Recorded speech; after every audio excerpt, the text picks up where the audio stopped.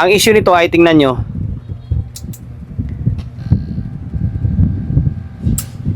Okay, nag-normal dito. Dito is naka-signal or IOC. Yan, may protect. Dapat mawawala yung ilaw na to. Dapat wala yan, no? Dapat ganito siya, lahat naka-off. Yung isa is naiwan. Meaning, may problema yan. Try natin or subukan natin gumawa ng ganitong klaseng unit na naman. Okay, Crown Macrotech na 502 VC. Angas ng Crown, no? Sa totoo lang guys, kami na rin ako nagawang Macrotech, pero ang Crown is isa sa pinakamahirap gawin na amplifier. Mabusisi, ika nga. Tingnan nyo naman, oh. Full pack or jump pack yung laman.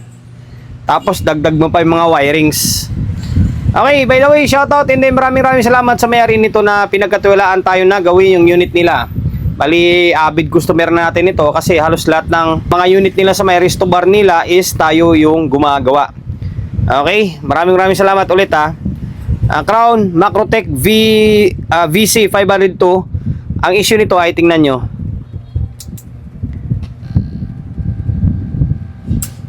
Okay, nag-normal dito. Dito is naka-signal or IOC. Yan, may protect. Dapat mawawala yung ilaw na to. Dapat wala yan, no? Dapat ganito siya, lahat naka-off. Yung isa is naiwan. Meaning, may problema yan. Okay? Isa lang tinitingnan ko dyan, maaaring nagkadikit siguro. O, kasi dito, nilagyan nila na speak on.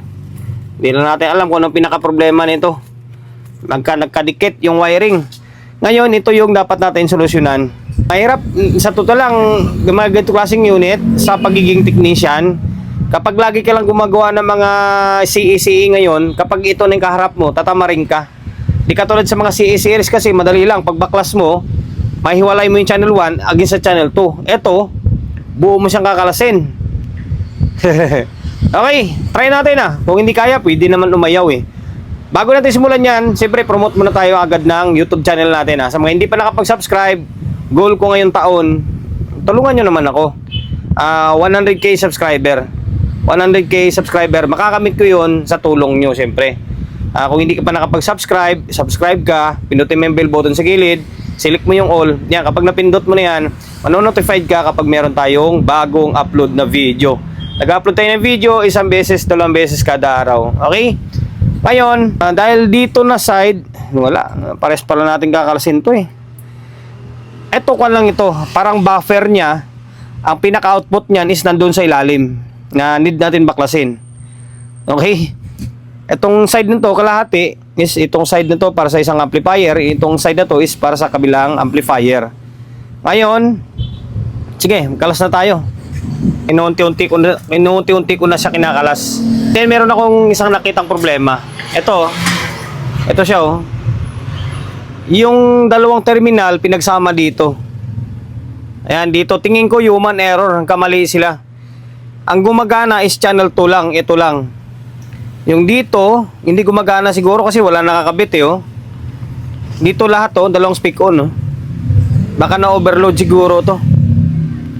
Okay, maaaring na-overload. Yan, tapos isa pa sa problema dito ay yung pagkalas.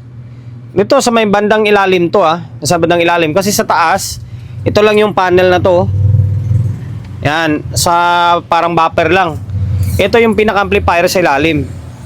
Na normal sa crown yan. Yung crown, taas baba yung babaliktarin mo or kakalasin mo. Okay, ito isang channel. Tapos ganun din, dito isang channel to dito, tapos isang channel to dito. Kaya kailangan natin kalas to. Kaya ang hirap. Okay, kalasin ko muna. Grabe, pagbaklas pa lang eh. Literal na skeleton na lang oh. Kalas talaga siya oh. Kasi hindi mo siya ma-check kapag hindi mo siya literal na babaklasin. Okay, dito na side to, tapos eto naman dito na side. Ngayon pabaliktad to kasi nasa ilalim tayo. Ang problema kanina is dito sa may, pag nakaganon siya, ay hindi, tama na pala to. Ito ba siya? O tama. Ibig sabihin, yung channel 1 ang may problema. Dito na side siguro banda yon. Malamang dito na side. Basta check na lang natin. Si paras lang naman. Pwede naman natin pagpalitin to sila eh. Kaso lang yung pwesto. Ngayon, dito tayo mga problema oh. Kung sakaling wag naman sana sira yung output. Kasi pag sira yung output, dito tayo problema kung paano ipapalit natin. Okay? Sa ngayon, yun lang muna. Ipapakita ko lang muna sa inyo yung laman niya. Ito yung mga output niya. Puro pagong pa. Pag ground talaga, pagong talaga yung gamit nila. Yan. Ito yung ilalim. Puro 81, 88 ang gamit. 0226. Tapos 0215 pala. Magkaiba din. Pero yung code niya is C1887. Magkaiba pala. 15024. Ba't may isa ng siksik na 150? Parang pinalitan to. Hindi ko na. 15024 to eh. Parang napalitan. Oo, na-repair na siguro to. Kasi iba oh. 15024 ang nilagay dito eh. Malamang. Dito. Ito, pares pa lahat to. Mapapansin nyo. Ito, dito lang yung nagkakaiba. Ito. Malamang sinubukan ng i-repair to. Dito, halos lahat naman oh. Wala pa oh. Hindi pa siya naiba. C8, 8188. Halos lahat, parehas oh. Tapos dito, C187. Meaning, stock pa ito. Ito lang talaga oh. Naiba na oh. 15024 na to eh. Oh, ito, stock pa to. Malamang nakakuha na ito. Ito na repair. Tapos nasira ulit. Okay, ayan na alamin natin. Kinalas ko na siya, hiwalay. And then may story na nga talaga oh. Tingnan nyo, yung nerves nyo, 'di ba?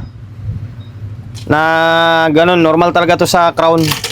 Yung ito kasi sa katagalan, manipis yung linya, napuputol. Okay, ito yung isa. Pares siya oh, nakakuha na, may mga nakadugtong na nerves. Ngayon, meron akong napansin dito na merong shorted nga. May shorted siya. Dito tayo sa may diode. Itong diode na to. Yan. Fast recovery diode niya. So, ito. Ito hindi makita yung tester natin eh. Ito nga, makita ba dito? Okay. Dito, pansinin nyo. And short to. Di ba? Itong isa, mukhang parehas may shorted, oh. Naka-reverse na yan, ha. Naka-reverse tayo, ha. Dapat, ganito yan. Dapat wala. Pansinin nyo itong isa. Oh, hindi gumalaw, oh. Di ba ito? Naka-reverse yan, ha. Oh, hindi siya gumalaw, oh. Dito. Oh. Dalawa pala. Pati dito may sira din eh. Dito, maaaring good.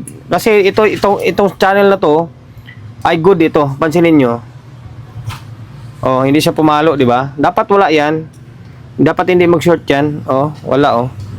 Meaning may sira dito, may sira din dito. Yun yung alamin natin ngayon. Okay?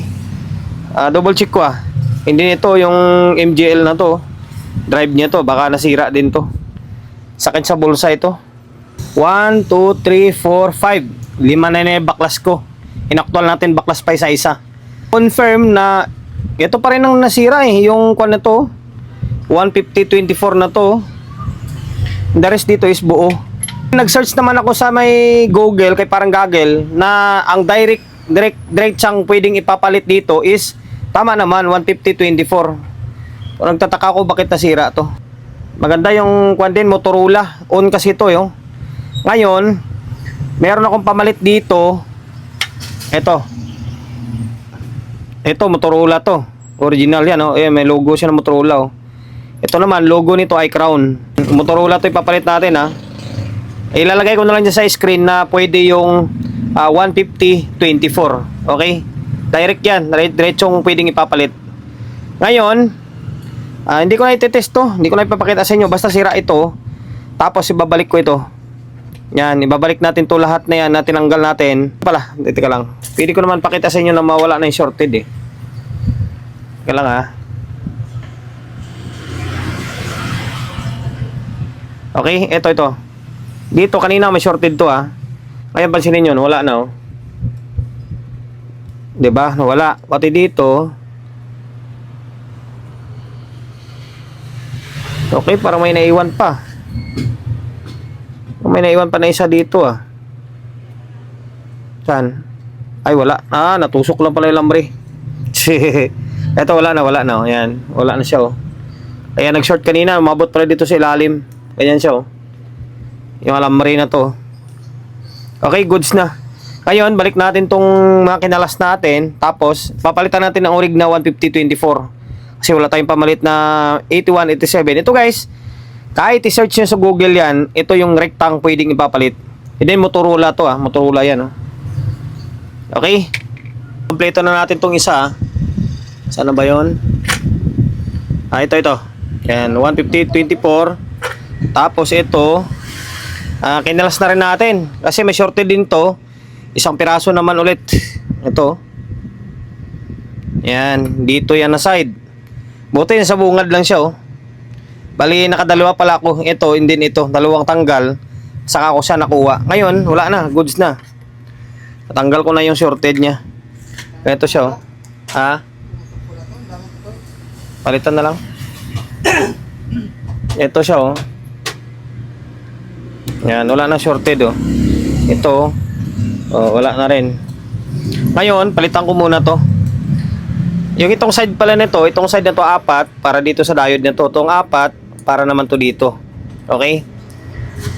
Ngayon, ang ipapalit natin dito is kaparis ng 150-24. 150-25 ang ipapalit natin dito. Para dito. Okay, kaparis naman niya. Yan, ganun pa rin, Motorola pa rin. Nakakompleto na natin to, naibalik na rin natin. Ito siya, medyo luma lang pero original na kanya no. Na Motorola. Ngayon, ang problema ay napunit ko. Napunit ko yung connector dito. Ito. Putik na yan. Napunit ko kanina to eh. Hindi ko napansin na napigtas na pala. Ginawa ko, inabangan ko na lang siya ng ito. Wire nito. Yan, diskartehan na lang natin. Mamaya, hanapin natin kung saan yung magiging negative positive nito. Kasi naka-steady bridge ito. Naka-steady bridge siya. Ito yung pinaka-hassle sa ganitong unit. Hirap na ako baklasin. Hirap na hirap pa ako ibalik. Ngayon, yung switch on ko, normal naman na. Ang problema, itong hindi umiikot itong fan na isa oh. Itong side na to. Yung dito is working. Kaya siguro nasira yung isang side nito. Sabihin natin kung channel 1. Kung dito na side na tong nasira, malamang umiinit siya dahil walang fan hanggang sa nasira. Kasi hindi gumagana ito. Ito gumagana, pansinin nyo. O natin.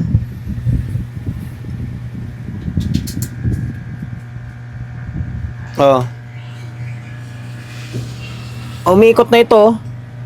Ito wala oh. Tsaka maingay. Pumutok. Ano yun?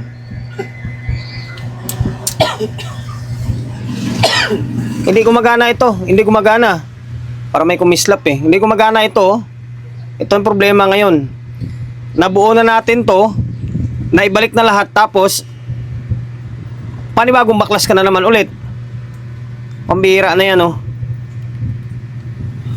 Isa lang talaga yung tinitingnan ko nitong problema. Kaya nasira itong side na to. Dahil hindi gumagana tong fan no. Hindi gumagana. Nga panibagong baklas na naman ulit. Kasi hindi mo ito matanggal hanggat di mo baklasin ito. Kasi nakatago yung tornilyuhan. Pambihira na yan. Medyo malungkot yung tirada natin. Hindi natin nadali. Napagana natin yung fan. Napagana ko na yung fan eh. Nagkuhan lang siya. Nag-stack up lang. WD-40 lang katapat niya. Kaso lang tinanggal ko. Tinanggal ko kasi nahirapan yung bulb natin. Kasi 150 ito. Kaya nahirapan siya. Ngayon, kung kailan na ibalik ko na, ito kasing disadvantage dito, kailangan mo talaga siyang literal na ibalik para ma-troubleshoot na testing lang. Ngayon, ito mangyari oh. Nagdo-normal naman siya eh. Okay, naka-normal siya oh. Nag-oscillate naman siya. Ang channel to, good yung audio naman. Good yung audio nito. Papapansin nyo. Good to. Yung channel 1, pansinin yung tunog. Pangit. Oh. I'm going to heaven. Hindi lang ako sigurado kung may problema yung control dito.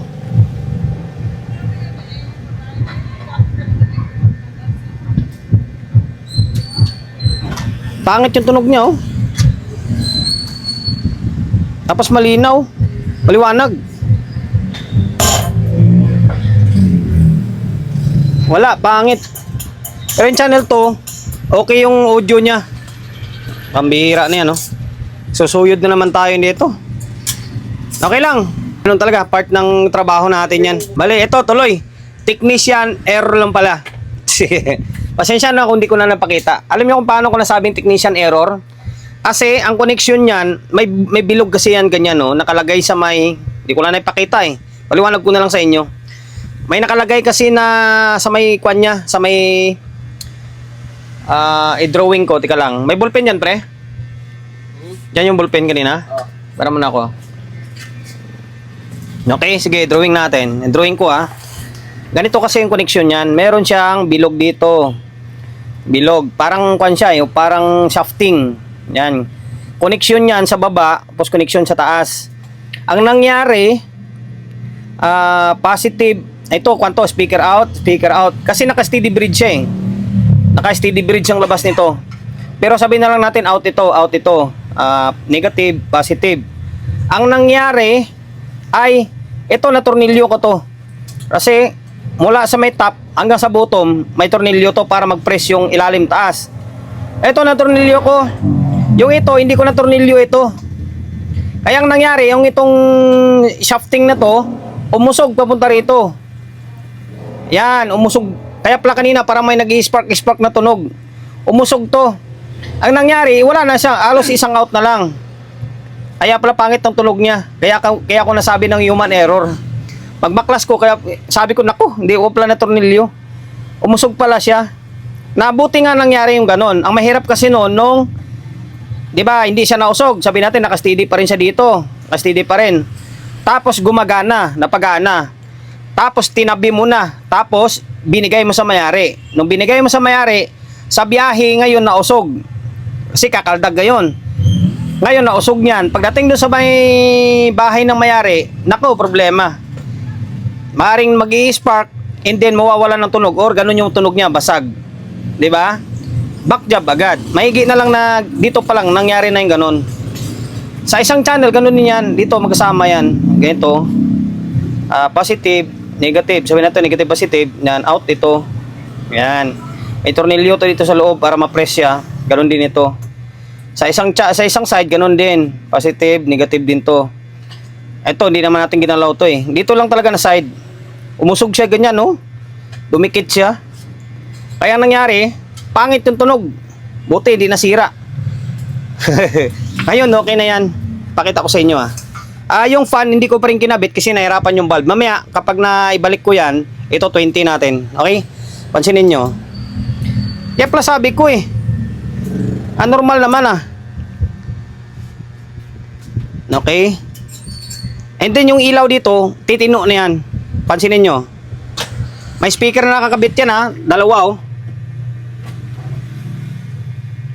Okay, tapos may input. Ngayon, pansinin nyo, hindi na siya lumiliwanag normal na yung tunog niya. Okay? Normal yung tunog. Ito ang channel 2. Normal yung tunog. Ngayon, ito 20 natin. Balik ko muna yung fan, tapos ito 20 natin.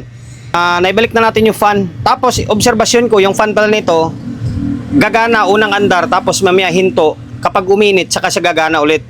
Okay, naka-to 20 tayo Ngayon, naka-to 20 na. Naibalik natin yung linya ng fan. Ay-stuck lang siya. WD-40 lang katapat niya. Ngayon, naka-to 20 Tandaan nyo, to 20 na yan Yan gumagana yung fan, dalawa Tapos nawala na yung pula dyan yung protect niya Okay, kailangan mawala lahat ng ilaw. Ngayon, lakas nito eh. Pansinin nyo yung pan, oh, umiikot, mahina oh. Makapiright tayo, channel 1, channel 2, dalawa. Malakas, ang lakas niya tapos ang linaw. Okay? Yun lang, problem solved na. Lakas oh. Ito yung channel na nirepair natin eh. Muntik na madisgrasya. Buti, yun lang, inaabot niya. Okay, sana nakapagbigay idea tayo sa mga kapwa natin technician na video bago-baguhan lang. Take note, baguhan lang ha, sa mga veterans. Wala, very basic na lang siguro sa kanila yung ganitong klaseng gawain. Crown na Macrotech, ayan, nakasignal. Yung steadying signal dito, may problema. Output, sira. Ito, oh. Ayan, bukilit natin is 120, 150-24 and then 150-25. Pwede ipapalit yun. And then, yun, mag-ingat.